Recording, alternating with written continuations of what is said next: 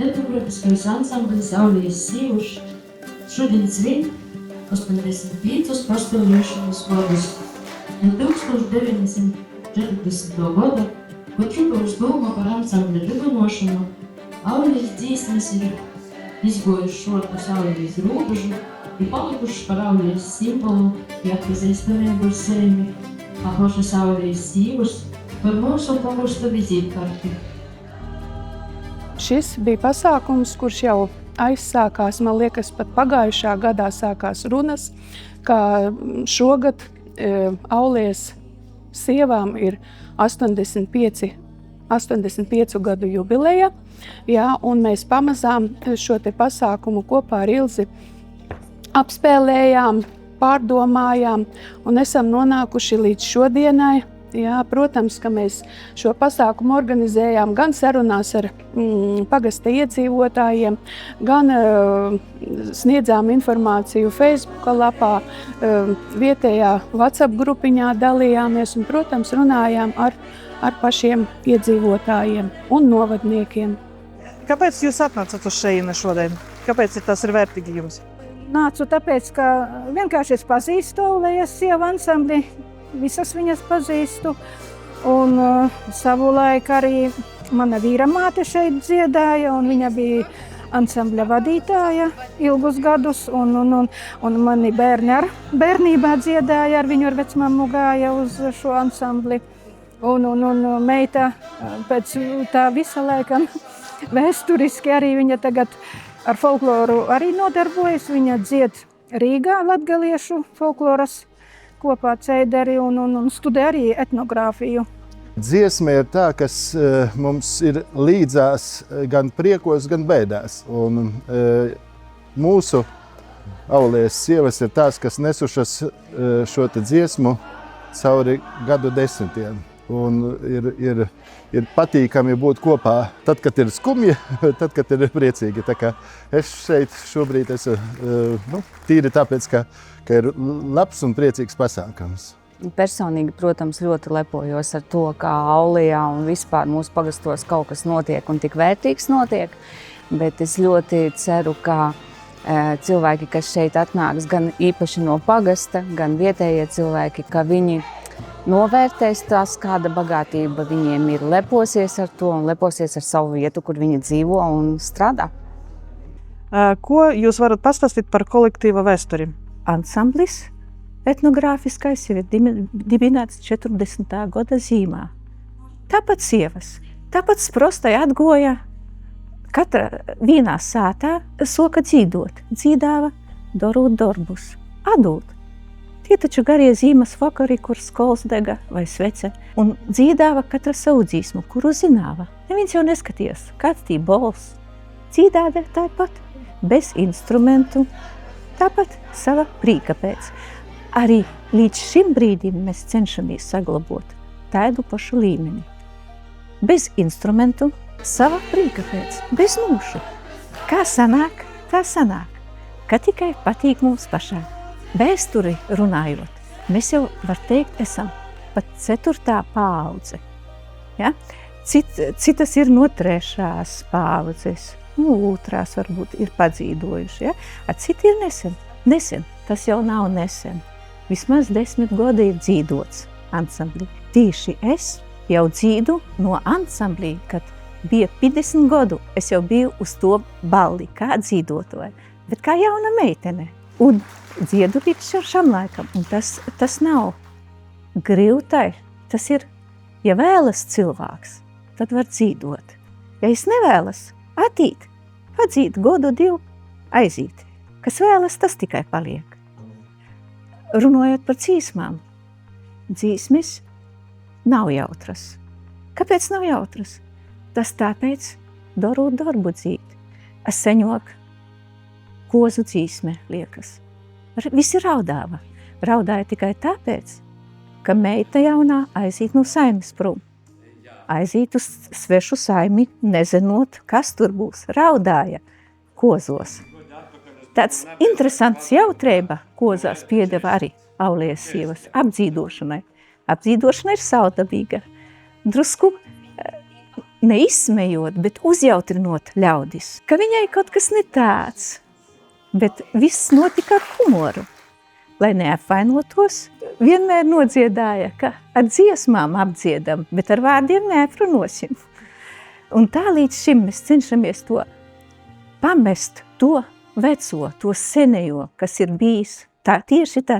Mēs neizpušķojam dziesmas, gribam tikai pamest vecās. Mēs neņemam citu ansambļu dziesmas, mēs gribam savas Aulējas dziesmas.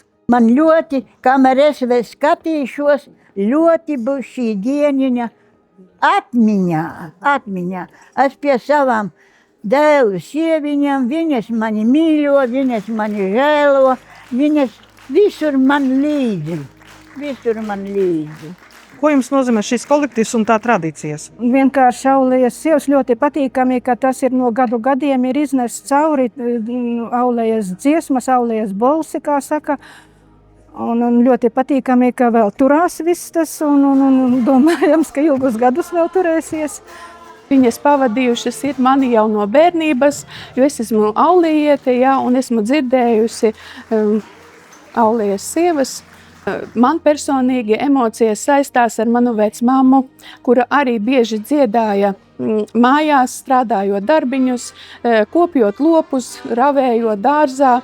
Un viņa dziedāja, un es uzreiz atceros viņas dziesmas, kuras dzied arī Aulējas sievas. Aulē ir 3 lietas, ar ko es lepojos, kas, teiksim, prezentē mūs. Tas ir Aulējas kļockas, Aulējas pūda vecs, Aulējas dzīsmas. Tā kā viss komplekts. Kādas ir spilgtākās atmiņas vai notikumi saistībā ar kolektīvā dzīvi? Ziniet, notikumi ir dažādi bijuši. Esam visās Baltikās bijām. Tur vienmēr ir jautrība, ir prieks, vai ne? Asaras tek tad, kad aiziet kāda no mūsu. Un aizgāja ļoti daudz. Un arī šodien, tajā adventes laikā, tajā klusajā laikā, mēs šodien dzīvosim tādas klusokas, sērīgākas dziesmas. Varbūt vairāk pieminēsim tās aizgājušās sakarā ar to kluso laiku. Par godu viņām. Kā jūs vērtējat šādu tradīciju saglabāšanu mūsdienas? Ļoti svarīgi, lai neizgaistu, lai nepazustu, lai dzīvotu, lai augtu. Ir jābūt kolektīvam, ir jābūt dziesmām, ir jābūt pasākumiem, ir jābūt skatēm un tā tālāk. Es tikai par to. Tā ir viena no pagasta svarīgākām sastāvdaļām.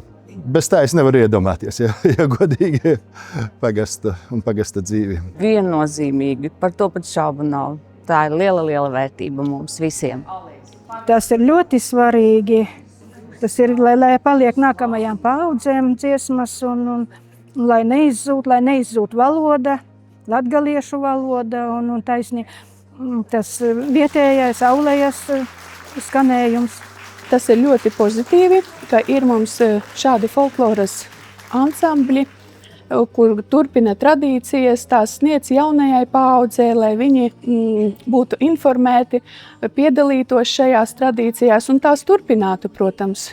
Kā mainījies kolektīvs gadu gaitā? Gan muzikāli, gan arī emocionāli varbūt. Nu, protams, mēs nekad nevaram izdziedot tādā balsā, kā dzied vecās sievas. Tas laikam laiku gaitā ir ielikts muzikāli, katram savā skolā dzīdošanā un tā tālāk. Bet mēs klausījāmies viņas. Es dziedāju arī ar visām vecajām dziedājumiem. Ar otro, pirmā gājuma, protams, es viņas neredzēju, bet otrā gājuma, tās, kas no 60. gadiem dzied, es ar viņām dziedāju. Dziedājās tas savādāk. Liekas vecums. Mums arī gandrīz tas pats vecums. Bet tomēr tas ir pavisam kaut kas cits skanējumā. Ko jūs nevēlētu kolektīvam? Nezaudēt prieku nākt kopā, muzicēt un dāvāt ne tikai pašiem priecāties, bet dāvāt arī to savu patiesumu un talantu citiem. Labu veselību. Vēl vienu paudzīti un lai dziesmas skan. Lai skan. Lai balsi skan vēl ilgi un mūžīgi. Vēl ilgus gadus pastāvēšanas, lai nāk jauni dalībnieki, lai viņi piedalās, turpina tradīcijas, iesāktās dziesmas. Kolektīvam kā tādam cenšaties palikt, kas esat. Jo nemaz dzieda 20 gadi, arī citi dzīd. Tie, kas dzied 5 gadi, turiet to laktiņu tik augstu, lai būtu 20 un varbūt 50 gadu mēs dziedāsim. Es ceru, ka tā būs. Sakiet, kā jūs jūtaties dzīvojot tuvu pierobežai? Es nezinu, mums kā ansambli tas neskar. Kas grib dzīdēt, lai dzīd? Vai nav vienalga kādā valodā dzied? Dziesma, tas taču ir skaisti. Atrodoties pierobežā, viss, kas saistīts ar kultūru, viss, kas saistīts ar cilvēkiem, kas piedalās, kas veicina, kas uztur, kas nāk uz pasākumiem, to, ka mēs atrodamies šeit, ļoti, ļoti ietekmē. Un tas ir jāņem vērā. Līdz ar to katra iniciatīva, katrs cilvēks, kas nāk uz tautas namu, katrs, kas piedalās kolektīvā, tas ir ārkārtīgi liela vērtība un ļoti, ļoti jāatbalsta. Pats galvenais, protams, ir tas, kad cilvēki aizplūst no reģiona, cilvēki paliek mazāk. Līdz ar to kultūras pakalpojums, uzturēšana ansambļu, viss pārējais, protams, paliek dārgāks. Un mums ir jāsaprot, ka mums ir jāatrod līdzekļi, jāatrod spēks, jāatrod motivācija tomēr to atbalstīt un uzturēt, jo bez tā jau nekas nebūs. Protams, Auleja ir nedaudz tālāk no robežas, nav tās pašas ļoti lielas pierobežas sajūtas, bet ir pasākumi, ir organizēti pasākumi, mēs esam informēti un samērā ir labi.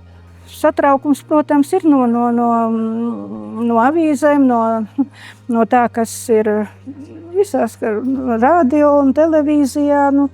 Ir satraukums, protams, par kaimiņu mūsu lielo Krieviju, ka var uzbrukt, ka var... ir, jā.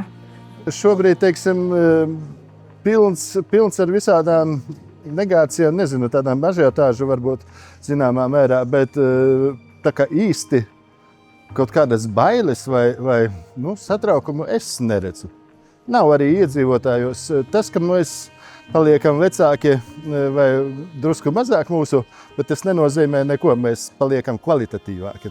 Tā kā es lepojos ar savu pagastu, ar saviem pagastiem, ar savu novadu, un šī te pierobeža, neliek justies man kaut kādā ziņā apdraudētam vai ierobežotam vai kā savādāk. Tur viss kārtībā. Ir jāstrādā. Ir jādzied dziesmas, jābūt aktīviem, smaidīgi. Jā, ar dziesmu dzīvi, jā, paldies. Jā, vienmēr.